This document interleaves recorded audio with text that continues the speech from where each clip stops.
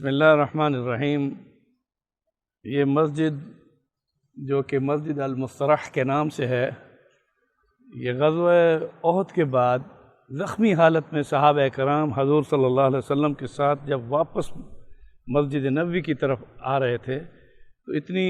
ہمت نہیں تھی کہ آگے مختصر سا فاصلہ تھا، لیکن آپ نے یہاں پڑاؤ ڈال دیا اور یہاں پر مغرب، عشاء اور فجر 3 نمازیں پڑھائیں۔ اور صحابہ کرام میں سے اکثر صحابہ جو کہ غازی تھے مگر زخمی تھے، وہ یہاں پر رات کو سوئے، اور پھر رسول اکرم صلی اللہ علیہ وسلم کے معجزے اور اللہ تعالیٰ کی قدرت کے ساتھ سب میں طاقت اور ہمت ہوئی، اور پھر فجر کی نماز پڑھ کر صحابہ کرام کو لے کر رسول اکرم صلی اللہ علیہ وسلم مسجد نبوی کی طرف چلے۔ اب یہاں یہ ذہن میں رکھیے کہ استراحہ یہاں جو کیا مسجد المسترح کے نام سے، یہ ایک ایسی تاریخی جگہ ہے کہ جہاں پر غزوہ احد کے بعد پڑاؤ تھا، لیکن غزوہ احد میں کیا ہوا وہ آپ سب کے یعنی علم میں ہے کہ 70 صحابہ کرام شہید ہوئے، اور وہاں رسول کریم صلی اللہ علیہ وسلم کی پیشانی میں تیر گھسا، اور آپ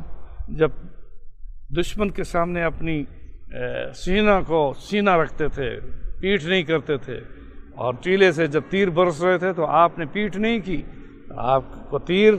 آپ کی پیشانی مبارک میں لگا، تو پیچھے جو ہے گڑھا تھا جس میں حضور نے قدم پیچھے جو رکھے، اسی پر آپ صلی اللہ علیہ وسلم کا سر مبارک اس گڑھے میں نیچے جا کر لگا، اور آپ کے سر پر لوہے کی جو ٹوپی تھی وہ آپ کے منہ میں اس کی کڑیاں داخل ہوئیں، اور پھر آپ کے دندان مبارک شہید ہوئے۔ اب یہاں حضرت پیر صاحب یہ اندازہ کیجئے کہ رسول کریم صلی اللہ علیہ وسلم نے دشمن کو پیٹھ نہیں دکھائی۔ یہی میں ایک جملہ دینا چاہتا ہوں کہ پیشانی میں تیر گھسا ہے، پیٹھ کی طرف سے نہیں گھسا، اور پھر اس کے بعد آپ کسی کو ہمت نہیں تھی کہ حضور کے قریب آ کر آپ کے دندان مبارک کو شہید کرتا۔ یہ جب آپ کے سر پر لوہے کی ٹوپی اور ڈبل زرہ جو پہنی ہوئی تھی، تو آپ سر کے بل، یہ ادب کے خلاف تو لفظ نہیں ہوگا، کیونکہ اس گڑھے میں پیچھے جب قدم آپ کا گیا تو آپ اس میں سے نیچے گرے، تو آپ کا سر مبارک اس گڑھے کے اندر جا لگا، تو اس میں حضور کے سر کی جو ٹوپی لوہے کی تھی، اس کی کڑیاں لوہے کی وہ آپ کے منہ میں داخل ہو گئی، اور آپ کے دندان مبارک اس سے شہید ہوئے۔ اور اس حالت میں پھر آپ صلی اللہ علیہ وسلم جس وقت احد پہاڑ کے پاس جا کر پہنچے تو احد نے آپ کو سلام کیا، تو حضور صلی اللہ علیہ وسلم نے اس کے سلام کو سننے کے بعد اپنے درد بھول گئے، کیونکہ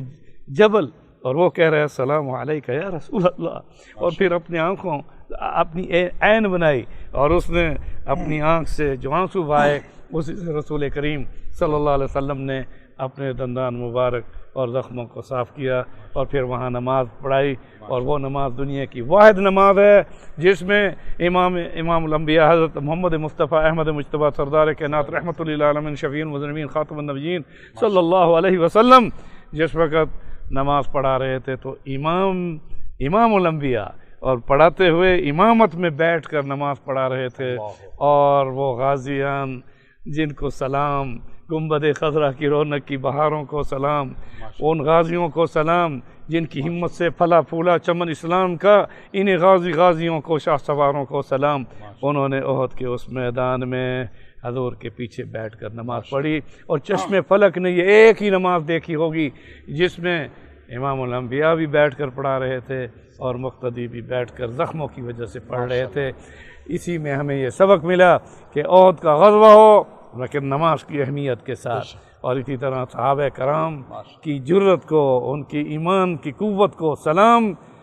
انہی الفاظ کے ساتھ ہماری دعا ہے کہ رب ذوالجلال نسأل اللہ لنا ولکم العافیہ، اللہ تعالی ہمیں اور انہیں عافیت کے ساتھ جنت کی بہاروں میں اکٹھا فرمائے۔ وصلی اللہ تعالی علی رسولہ محمد وعلی آلہ واصحابہ اجمعین برحمتک یا ارحم الراحمین۔